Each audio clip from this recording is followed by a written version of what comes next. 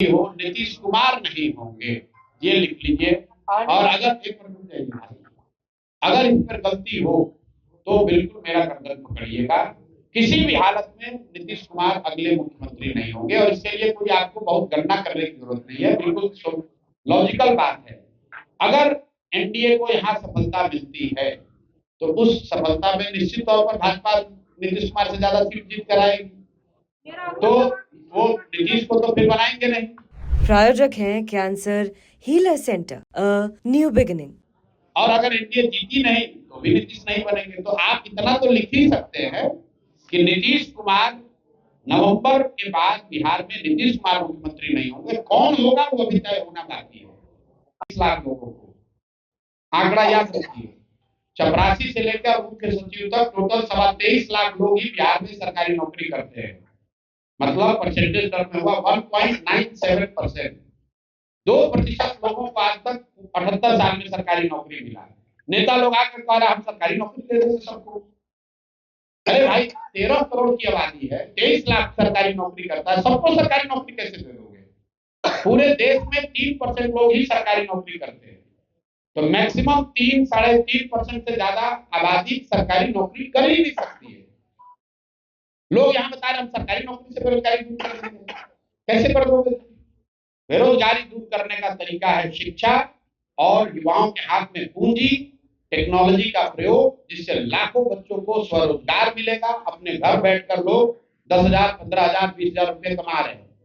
ये एआई का जमाना है, आर्टिफिशियल इंटेलिजेंस का जमाना है, और हम लोग जी रहे हैं 1960 में। रोजगार टेक्नोलॉजी से मिलेगा। आया हूँ एक सोच, एक विचार लेकर आया हूँ, और जनता को मैंने बार बार ये आश्वस्त किया है कि मैं कुछ भी हो जाए उसके ईमानदारी और शुद्धता में कमी नहीं आने दूंगा।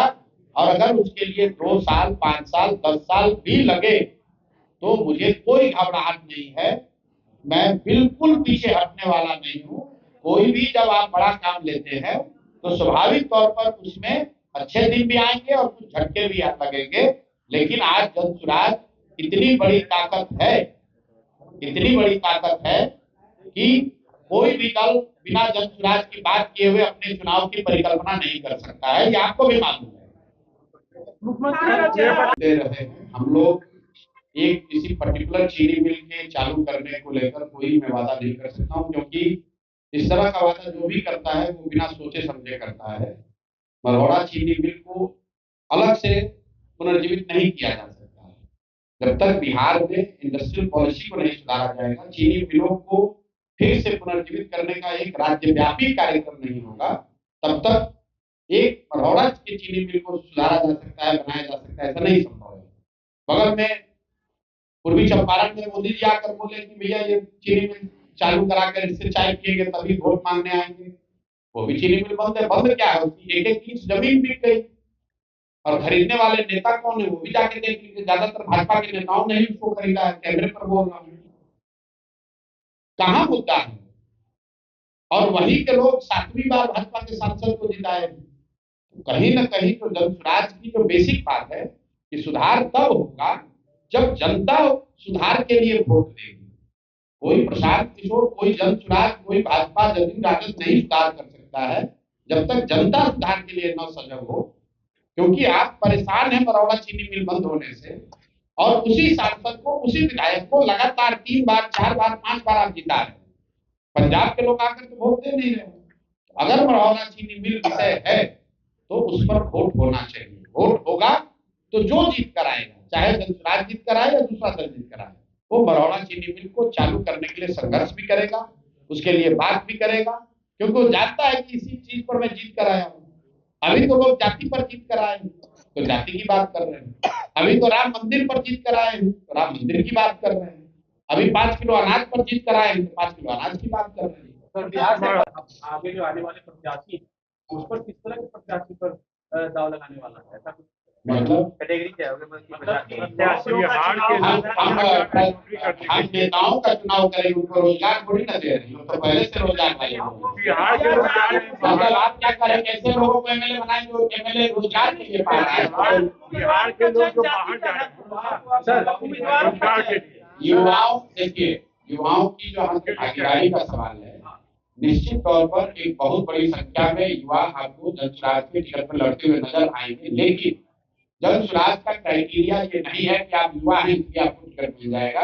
अगर आप सही व्यक्ति हैं, समाज में आपकी पकड़ है, समाज के लोग आपको चाहते हैं, तो आप युवा हो या बुजुर्ग आपको टिकट मिलेगा। लेकिन स्वाभाविक तौर पर क्योंकि हम लोगों ने कहा है कि ज्यादातर उम्मीदवार, मैं कह सकता हूं कि 2/3 से ज्यादा उम्मीदवार ऐसे लोग होंगे जो नए चेहरे होंगे, उसमें युवा भी बड़ी संख्या में होंगे। प्रधान जी, इस बार राघोपुर से तेजस्वी यादव के खिलाफ चुनाव लड़ रहे हैं। भाई देखिए, एक मिनट इनका जवाब देंगे। मेरे से सवाल ये पूछा गया कि आप चुनाव कहाँ लड़ेंगे, क्या आप चुनाव लड़ेंगे? मैंने कहा कि अभी तक मैं चुनाव नहीं लड़ूंगा, यही निर्णय है, लेकिन मैं दल से ऊपर नहीं हूँ। दल ने अगर निर्णय ले लिया तो जो दल निर्णय करेगा वो करूंगा। अगर दल ने निर्णय लिया कि मुझे राघोपुर से लड़ना है तो राघोपुर से भी लड़ूंगा।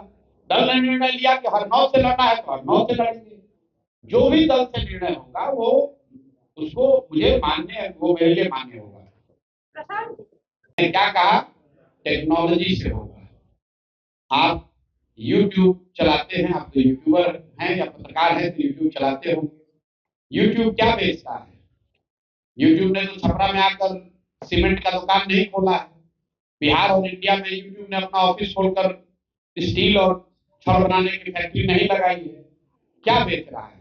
फिर भी देश भर के जितने बिजनेसमैन हैं उनसे ज्यादा पैसा YouTube के मालिकों के पास है। तो दुनिया में सुनो तो भाई, बहुत सारे ऐसे रास्ते हैं जिसके जरिए आप 5, 7, 8, 10 हजार रुपया कमा सकते हैं। जो कॉल सेंटर, एक मिनट रुकिए भैया, एक तो आप समझना नहीं चाहते हो।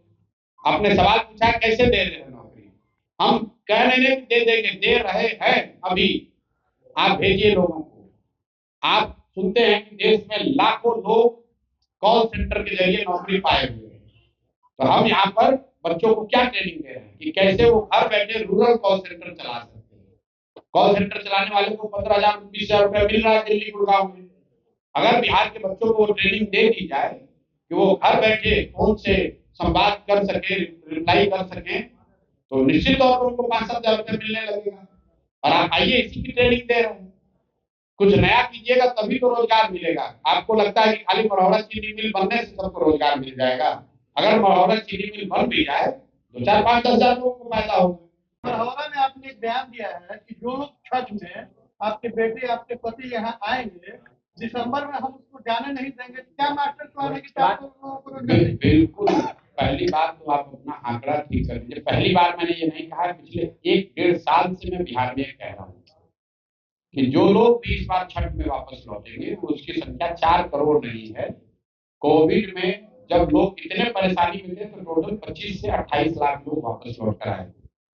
तो जो आकलन है कि करीब करीब 30 लाख लोग ऐसे हैं जो मजबूरी, स्वेच्छा से नहीं, मजबूरी में यहाँ से पलायन जिनको करना पड़ा है।